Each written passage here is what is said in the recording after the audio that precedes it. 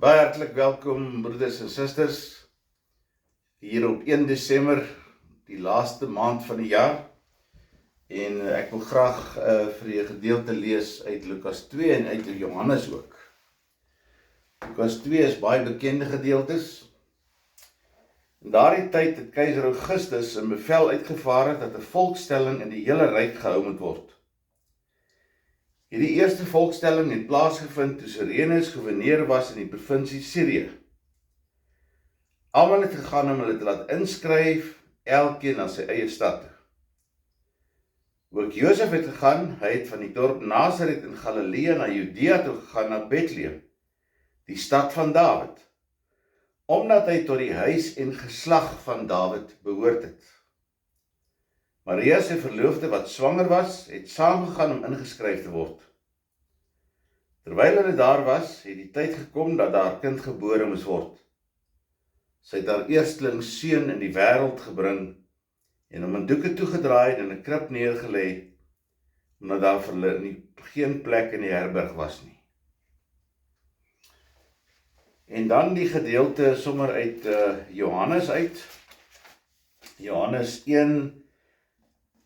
In die begin was die woord, en die woord was by God, en God was self die woord. Alle dinge deur hom ontstaan, en sonder hom het nie een ding ontstaan wat bestaan het nie. En dan in Johannes 14 wil ek net enkele gedagtes lees. Jesus het vir hom gesê, toe Thomas vir hom vra, Here, ons weet nie waarin u gaan nie, hoe kan ons dan die weg daarin ken? Jesus het vir hom gesê, ek is die weg en die waarheid en die lewe. Niemand kom na die Vader, behalwe deur my nie. As julle my ken, sal julle my Vader ook ken. En van nou af, ken julle hom, en sien julle hom. Nou hierdie tyd van die jaar, sal ons gewoonlik na 'n paar dinge uitsien. Ons sien uit na lekker Kersvakansie. Party sin is kort en party sin is lank. Ons sien uit na 'n Kersete, wat altyd ook 'n groot ding is in Suid-Afrika.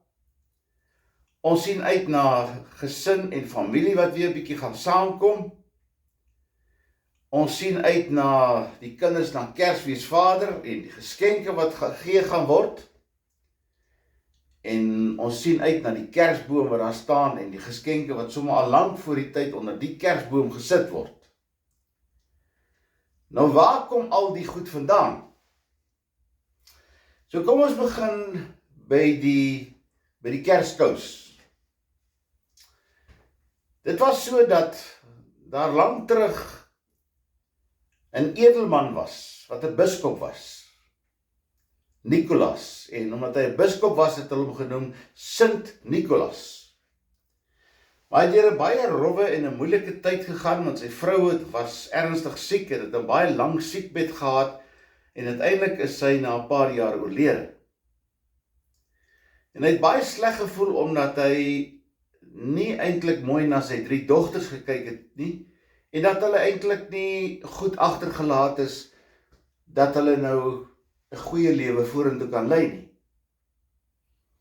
Maar toe een Kersfees, het hulle kouse oor die kaggel gehang om droog te word. En het Nicolaas gegaan en in elke kous 3 stukkies goud gesit. En dit het die 3 dogters in staat gestel om daarna 'n goeie lewe vorentoe te kan lewe. Dit het bekend geword in die omgewing en hy het begin bekend gestaan as Sint Nicolaas, die Engels Santa Claus. Nou die tweede ding is, waar kom ons kersboom vandaan? Ons kersboom. Dit het ontstaan hier in die middeleeue, in die 11de eeu. In Duitsland veral het hulle opvoerings gehou oor Advent. Dis die tydperk voor Kersfees, waar die verwagting van Christus gevier word. En hulle het die verhaal van Adam en Eva met die boom in die middel van die tuin het hulle opgevoer.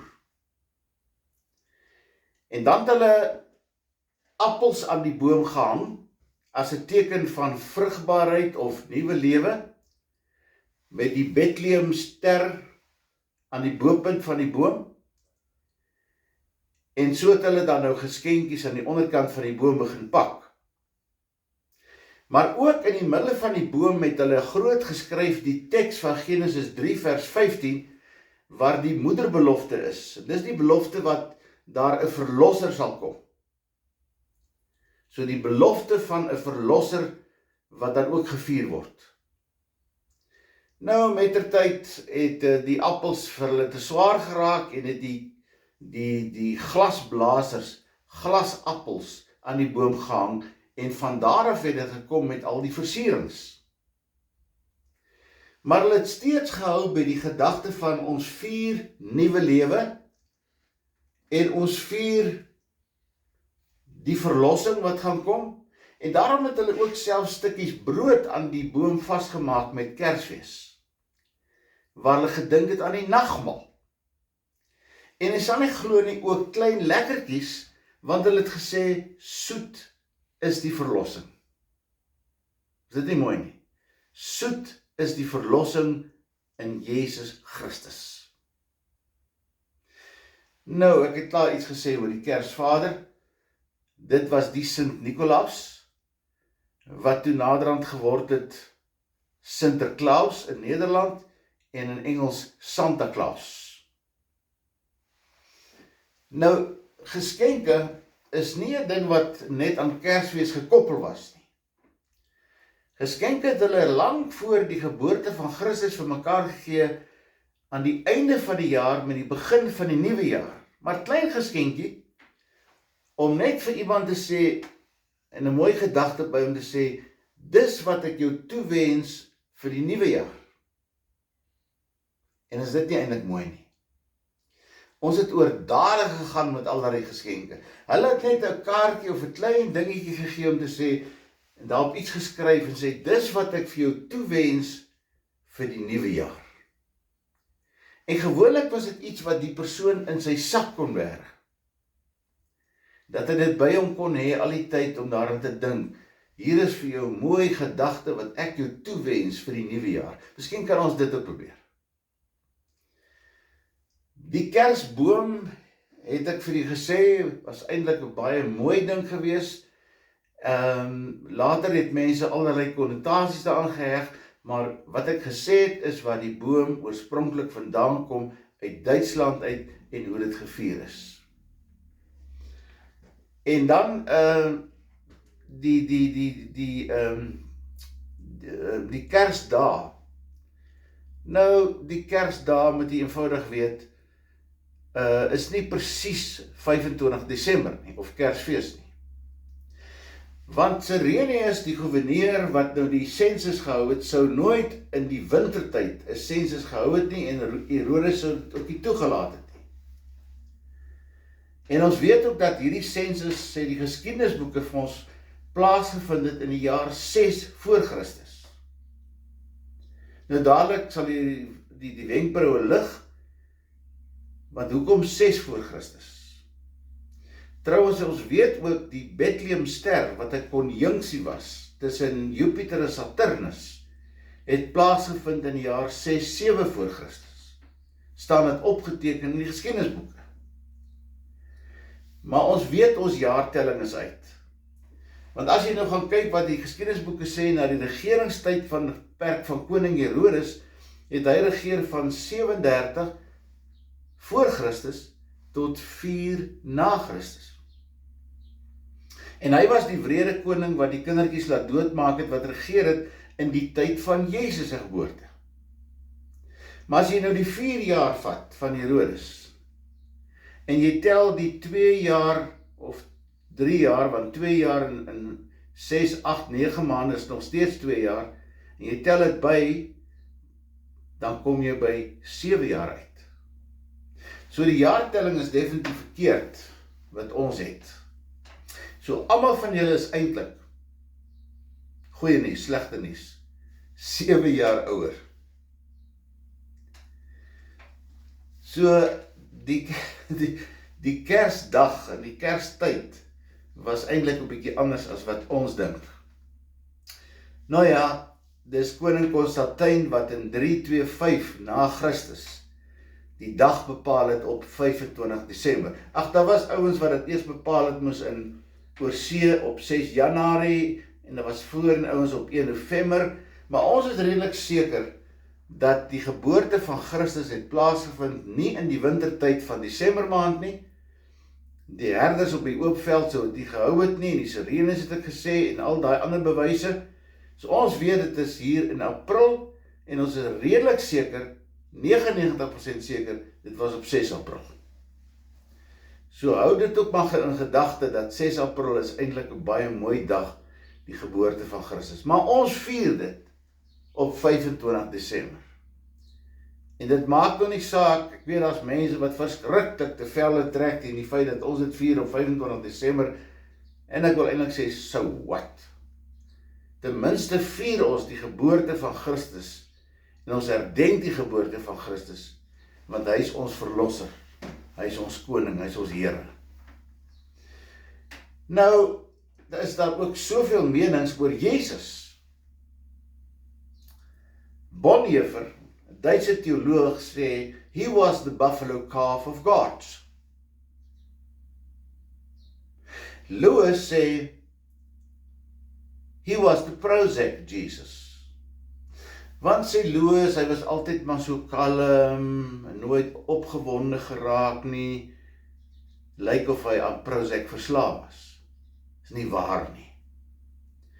Wat het hy gemaak in Johannes 2 by die tempel? Toe hy sien dat hulle die tempel van sy pa verontreinig, toe vleg hy 'n sweep van touwtjies en hy jaag hulle daaruit en hy gooi die tafels om. Hy het opgestaan teen die Fariseërs en die Sadduseërs en vir hulle gesê vir die kerkleiers, julle is wit gepluisterde grafte vol doodsbeendere. So Lewis is nie reg nie. Dorothy Sayers het gesê, hy is 'n troeteldiertjie vir huisvrouens. Bedoelende, ag, jy kan met hom so 'n bietjie speel, en dan bær jy hom in die kas, as jy klaar met hom. Nou as jy eers so dink oor Jesus, is jy ver van die pad af. Schleiermacher het gesê, miskien moet hy Christa wees, nie Christus nie. Was dalk 'n dogtertjie, vanweë sy lang hare. Maar dis 'n verkeerde voorstelling wat ons ook van Jesus het. Ek is nie seker of hy ooit lang hare gehad het nie. Ek dink eerder hy het kort hare gehad. Maar dit wat ons uit die kinderbybels kry is wit, wasbleek, velletjie, sagte handjies, wat glad nie so was nie. Hy het gewerk in die timmermanswinkel van sy pa. Ek dink hy het grove hande gehad. Kilometers afgelê met sy sandale. Bruin gebrand. Nie wasbleek velletjie nie. Ouens het ook nie lang hare toegedra nie. So dis 'n verkeerde uitbeelding en 'n gedagte wat ons oorgeerf het. Dan skryf Josephus, en hy verhaal die skildery van Pasolini aan, wat sê Jesus was 'n revolusionêr. Want kyk, een van sy disippels was Simon die Zeloot, en 'n Zeloot was 'n dolkdraer. Hulle het dolke onder hulle klere gedra. En daar's 'n skildery van Pasolini waar Jesus staan met 'n geweer oor die skouer. Hy's die oproermaker. Nou ja, oproermaker in die sin van hy verander mense se lewens en harte. Dan is hy revolusionêr. Hy was 'n revolusionêr dat hy die Heilige Gees laat uitstort het, dat mense in verskillende tale begin praat het, dat mense begin nuut dink en optree het. Dan is hy revolusionêr. Hy het 'n vuur kom aansteek in mense, ja. Maar dit daar gelaat wat teoloë sê, wie sê jy is Jesus? En dan wil ek jou graag verwys na Johannes 1, waar daar staan in die Grieks, en arche en 'n logos prostontheon, en theos en 'n logos, In die begin was die woord en die woord was by God en God was self die woord. Alle dinge deur hom ontstaan en sonder dit om het nie een ding ontstaan wat bestaan het nie. Van alle ewigheid af was Jesus daar. Hy was die middelaar deur wie God geskep het. En dan sê Johannes vir ons 'n klomp metafore of beelde van Jesus. Hy sê van Johannes 4, Jesus sê, ek is die lewende water. Wie van my gedrink het, sal in der ewigheid nooit weer dors kry nie. En dit red 'n vrou se lewe. Dit maak van 'n vrou, 'n Samaritaanse vrou, 'n getuie. Johannes 9 sê Jesus, ek is die lig vir die wêreld. Hy steek aan jou 'n lig aan, dat jy skyn as Christus vir hom. Johannes 10 sê Jesus, ek is die goeie herder wat my lewe aflê vir die skape. Waar Jesus besorg en bekommerd is oor elke mens. Hoekom sê hy in Lukas 19, ek het nie gekom vir die regverdiges nie, maar vir die goddeloses. Vir die ha-amarets is die Grieks. Brennan Manning sê in sy boek, The Ragamuffin Gospel, hy het gekom vir die wobbly, the weak-kneed, the bedraggled, the beaten-ups. Hy het nie gekom vir ouens wat met 'n aktetas van prestasies rondloop met hulle kop in die wolke as die halleluja Christene nie. Hy het gekom vir mense soos ek en jy, wat tussen die grense van een en amen soms leef, wat sukkel, maar wat vashou aan die Here, met alles wat ek het. In Johannes 11, jy sê Jesus, ek is die opstanding en die lewe. Hy het die dood soos 'n stuk plank sê van roeler oor sy knie stukkend gebreek. Hy gee vir ons die ewige lewe. In Johannes 15 sê, ek is die ware wingerdstok, wie in my ingeënt en ingeplant is, dra nuwe vrug. As jy in 'n verhouding met Jesus staan, dan begin daar groei en nuwe lewe in jou lewe ontstaan. Dan dra jy vrugte wat pas by bekeerde mense. En daarom in Johannes 14 sê Jesus, ek is die weg, die waarheid en die lewe. Niemand gaan na die Vader toe, behalwe deur my nie. Daar's nie 'n ander manier waardeur ek en jy gered kan word as deur te glo in Jesus en 'n verhouding met Jesus te hê nie. En as Thomas vir hom sê, die vraag vra, dan sê Jesus, wie my sien, sien die Vader. Filippus vra dieselfde. Maar wie in my glo, het die ewige lewe. Sal vir ewig lewe. Is gered. En daarom moet Kersfees, liewe vriende, moet Kersfees ons weer en weer op ons knieë bring en ons konfronteer, wat is my en jou verhouding met Jesus? Want ek mag nie hierdie Kersfees laat verbygaan sonder om daai vraag te vra nie. Want hoeveel Kersfees het ek en jy al beleef, dat het om ander bysake gegaan het en nie om Jesus nie. Dit moet om hom gaan. Hy is die begin en die einde, die Alfa en die Omega. Die eerste en die laaste. Wie in hom glo, het die ewige lewe. Daarom moet jy en jou gesin en jy hierdie Kersfees op jou knieë gaan en sê, Here, ek wil regtig u kind wees, want dis die grootste geskenk wat ek kan ontvang, is in 'n verhouding met die Here te wees. Mag die Here vir ons daarin help. Amen, kom ons bid saam. Here, dankie dat u gekom het, Ja, in die woorde van N.P. van Wyk Lou, hy het visarendjie van God in ons benoude vlees geval. Maar om ons benoude vlees te red, sodat ons kinders van God kan wees. Red ons, Here, help dat ons 'n geskenk in U ontvang, die ewige lewe, 'n geloofsverhouding. Skenk vir ons die geloof as die gawe deur die Gees.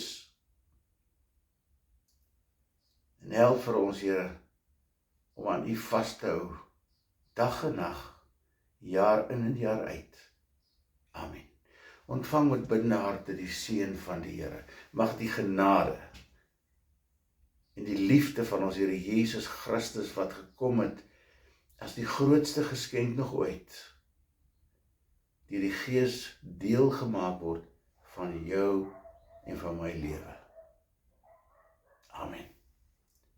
Mag dit 'n mooi dag en 'n mooi Kerstyd vir elkeen van julle wees. Totsiens.